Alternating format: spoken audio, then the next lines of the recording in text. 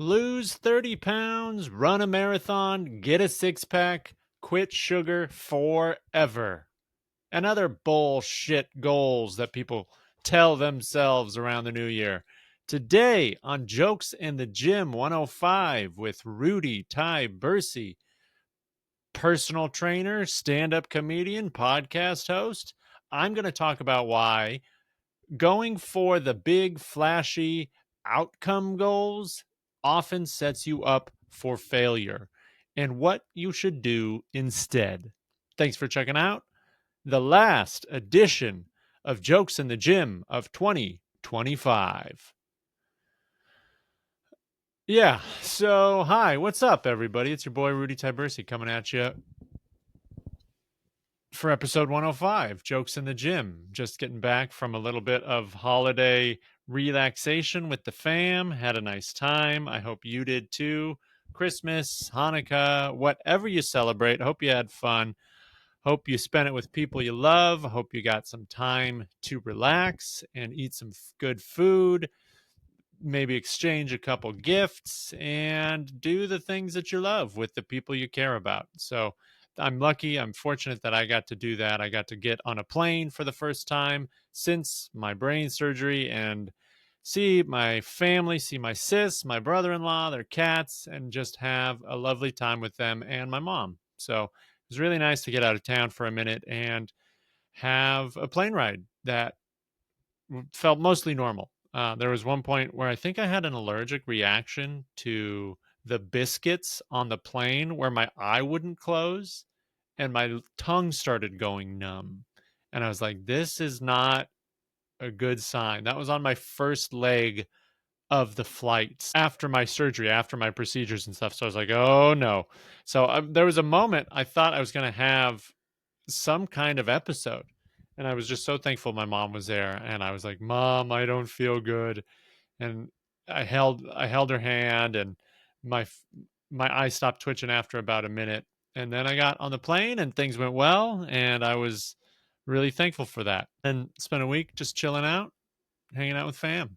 It was lovely. But also getting out of my routine throws me for a loop. I'm just wondering like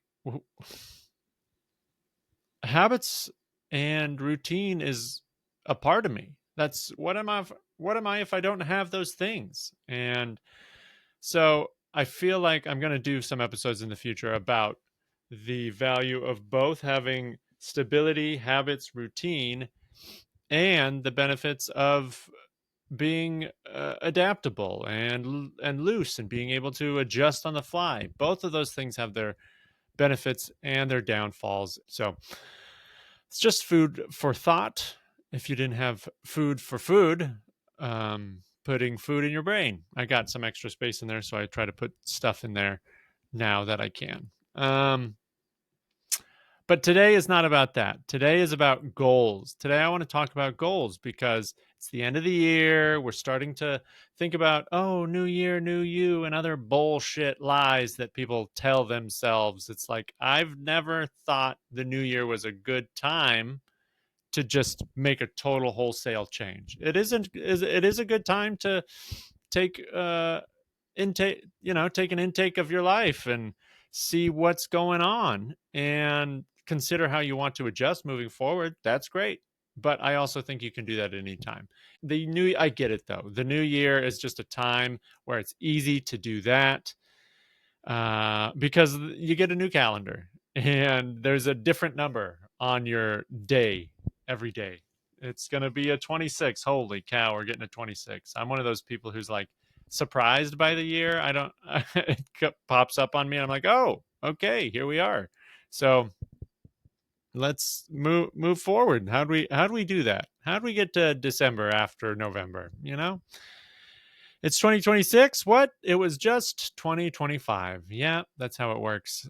And taking stock of your life is totally reasonable at that point. And if you make goals, great, go for it. Do it. Make a goal. But I think when you make these big old goals of like losing a X amount of pounds, doing this big thing, getting a six pack, looking like this, quitting that, forever, all of these things create like some idealistic fantasy version of who we are. And that's not always reality. A lot of times these goals, they ignore how we feel, what's happening in our life, how our bodies are telling us to behave, and our minds are wanting us to move forward. So, these goals, these ideas, the desire to change is great. Yes, go have some, but I just don't think that they are super sustainable or they lock you into a high likelihood of long term success. You know, big goals are awesome. They're super cool and they look great until February shows up. And then you're like, oh, maybe I should rethink this. It's a little harder than I thought. So rather than saying, oh, I'm going to lose 25 pounds, I'm going to fit into these jeans, I'm going to look like this model, influencer, movie star, I'm going to hit a number, things like, oh, I'm going to work out 2 or 3 times a week. I'm going to go for a walk every day. I'm going to eat protein in the morning. I'm going to have food. I'm going to have 3 meals a day. These kinds of things. I'm going to go to bed when my body tells me to go to bed. Those are more process oriented goals because your body doesn't know what a like date or a deadline is. That's in your head. That's what you're telling yourself. And so if you give yourself these little process goals, then you're going to be able to set yourself up for a lot more success. You're going to be able to build habits in your life that aren't just setting yourself up for failure. Because if you set these big goals, inevitably you're going to fail. And there is something, if you can deal with that, there is something I think to be said for setting a big goal, having something that you want to accomplish and going for it. Yes, please. I set big goals for myself still. You know, I'm doing all kinds of stuff. But at the same time, I'm reasonable and I'm realistic about my lot in life, where I'm at, what I can do, what I have energy to do, where I live, what is available to me, how much money I have, how much energy I have. All those kinds of things are really real factors. And you see all these people doing awesome things and reaching huge and awesome goals, but you don't know their story. You don't know how much money they've had. You don't know what kind of family they come from. You don't know what kind of situation, what kind of leg up they had in order to get to that spot. And I'm not saying don't try hard. I'm not saying don't admire hard work. I'm not saying those things.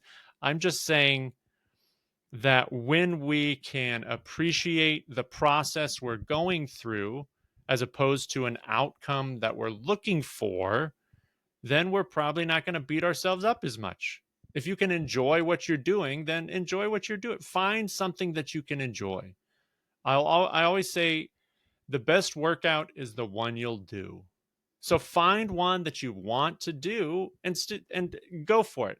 Build some consistency if that's what your next goal is, right? Are you and it also, so yeah, there's the other thing. It depends on where you're at in your own journey. Maybe you've been super consistent and maybe you want to crank it up a notch. Okay, great. Well, what tweaks in your process can you make that are going to allow you to get closer to that goal that you do want to make, right?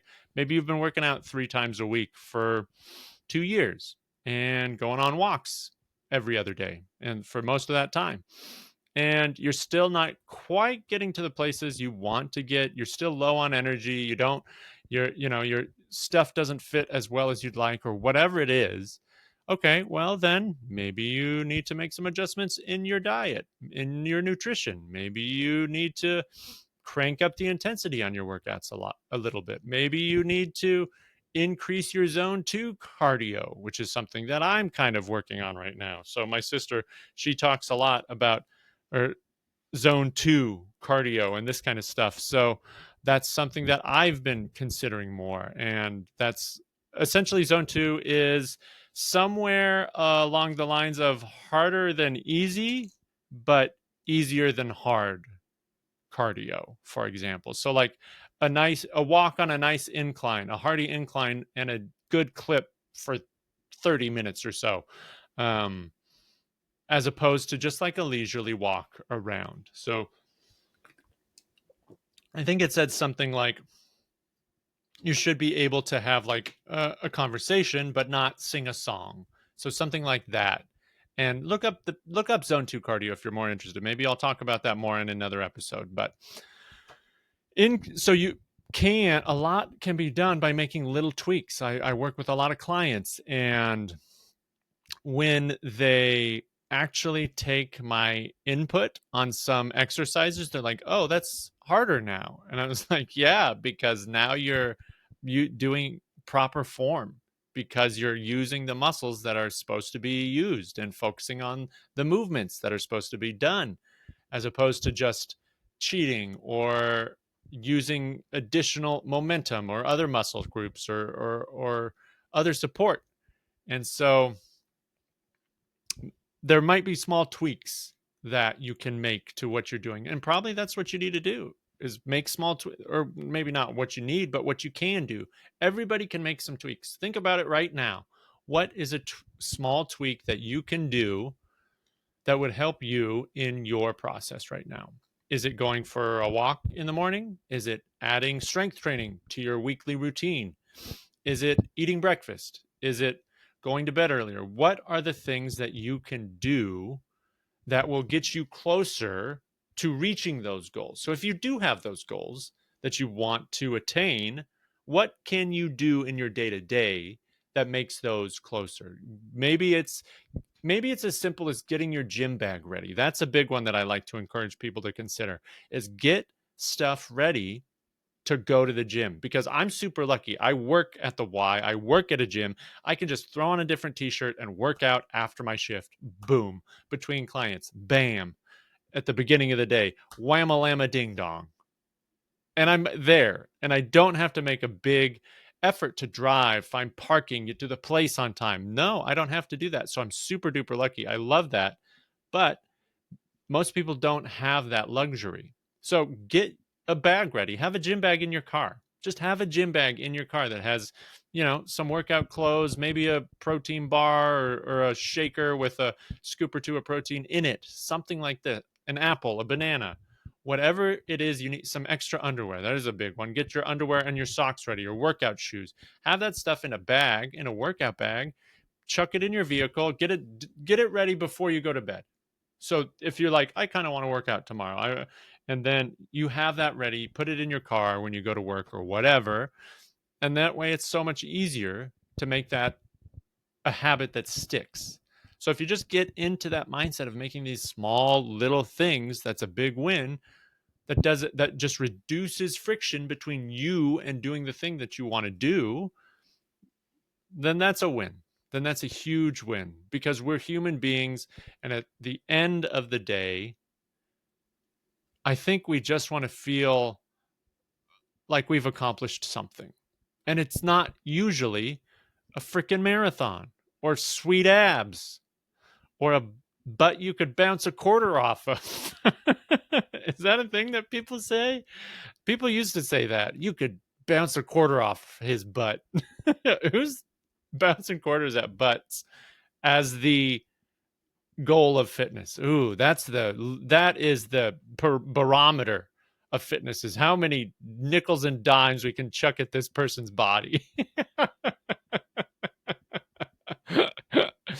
um but if that's your goal, to throw quarters at your buns, well then have a blast. Maybe that's fun.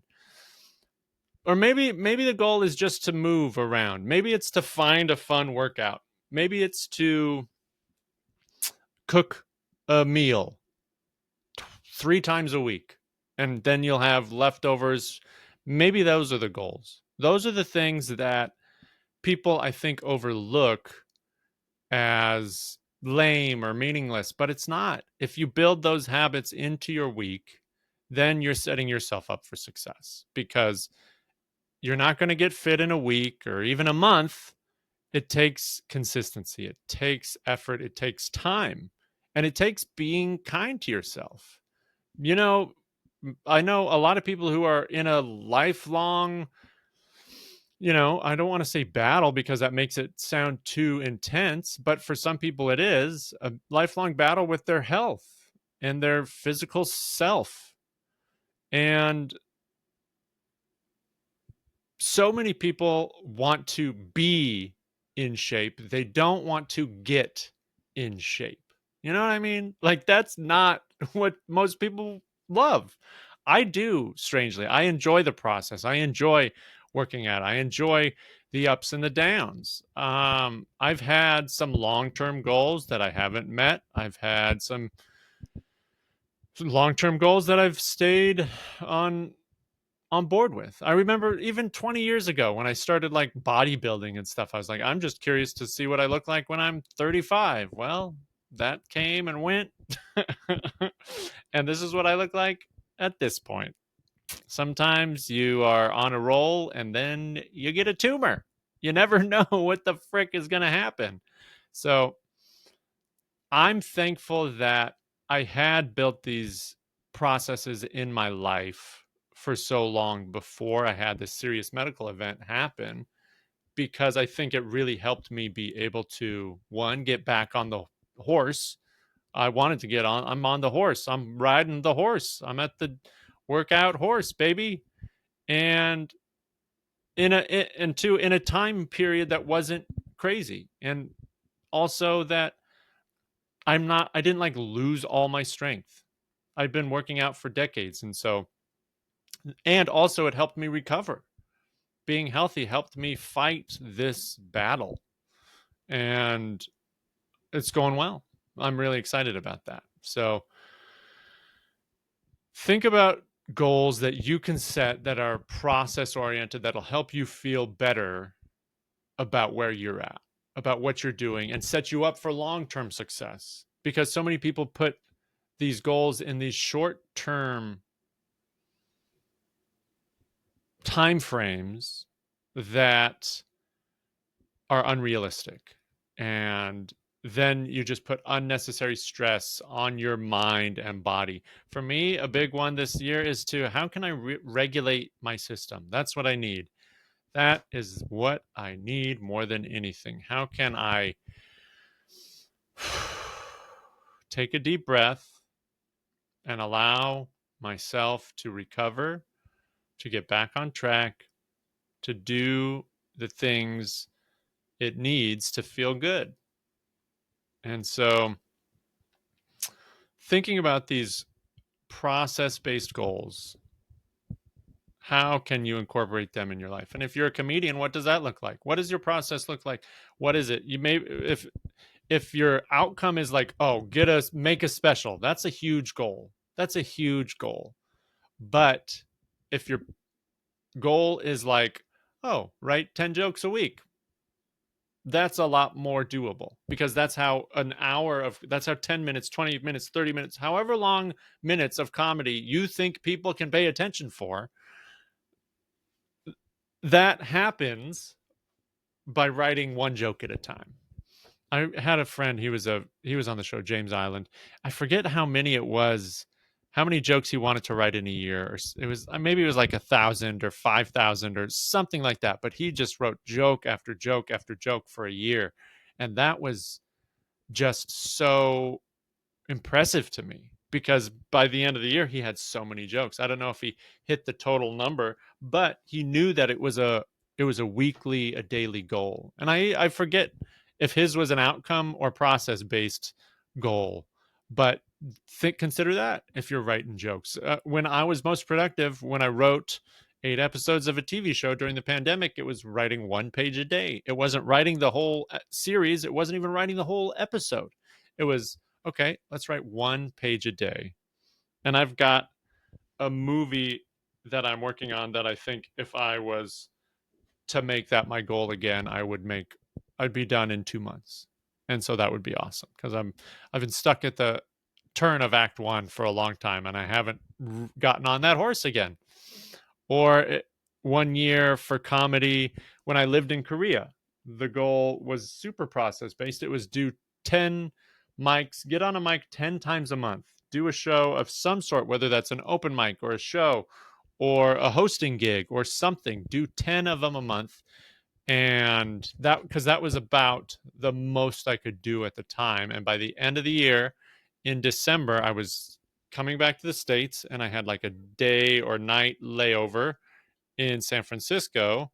And I did my 120th show of the year at a laundromat in San Francisco. And that felt really good because that was a process that I had dedicated myself to and that I had accomplished. And I knew that it wasn't going to be just an immediate thing. Hi, buddy. Hi, Milk.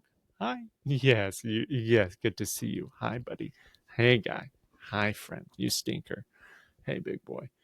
These cats are so happy to see me again. So glad we're back. It's nice. Or maybe the goal is to feed your cats twice a day, right? There's a process goal that's going to help everybody. Feed yourself twice a day. For some people, that's hard. I get that. Maybe that's where you're at. So I hope that you are in the process of building habits that you don't hate, that maybe you even like. Finding something that you like and that you will do consistently is amazing. Super helpful. Of course, I think the most bang for anyone's buck is strength training, resistance training, weight training. If you can train them weights, baby, do it. That's the number one thing after walking I would encourage folks to incorporate into their lives. If you could do one thing, it's walk. If you can do two things, I would say strength train and walk. Those are the two things I would encourage anyone to consider finding ways to put in their lives. And if you need help with any of that, figuring out ways to do that, please reach out to me. You know how to get a hold of me. jokesandthegym@gmail.com. I'm looking to work with individuals who are ready to make a change. I want to help folks move forward in their lives in ways that feel fun and doable and helps them reach their goals. So if you want to need help on the way, reach out. Rudy Tyburczy @gmail.com, jokesandthegym@gmail.com. Get at you, boy. I'm working with some of you already, and I love it. Thank you. Thanks for hanging out. Thanks for sticking with me. And if you want to know what that could look like, either IRL in the reels or online, then great. Let's figure it out.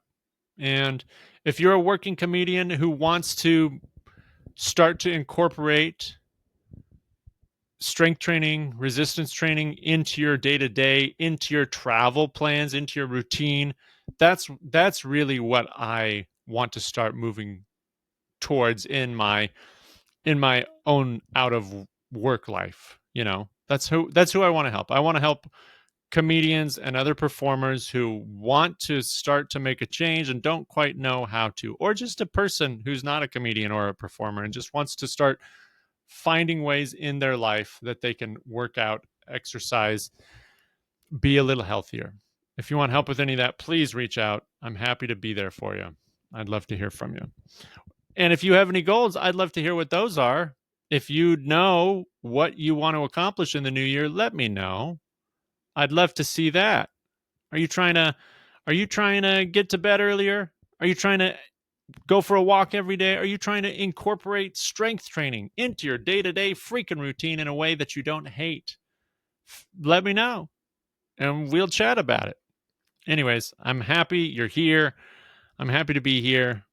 And I hope you have had a passable 2025 because they're not all rocking all the time. And if it was rocking, rock on. I love that too. Why was it so good? What'd you do? What helped it be so good? And what are you looking to do next year? That's what we'll talk about on the first episode of Jokes in the Gym in 2026 is how to set your year up for success. I have a couple ways that I try to set the tone for the new year and stay on task in a way that feels sustainable and true to who I am. So we'll chat about that next time. Thank you for being you. You friggin' rock. You're a badass. Actually, I don't know. Maybe you're not. Maybe you're very the opposite. um, anyways, we will talk soon. I'm happy you're here. See you later.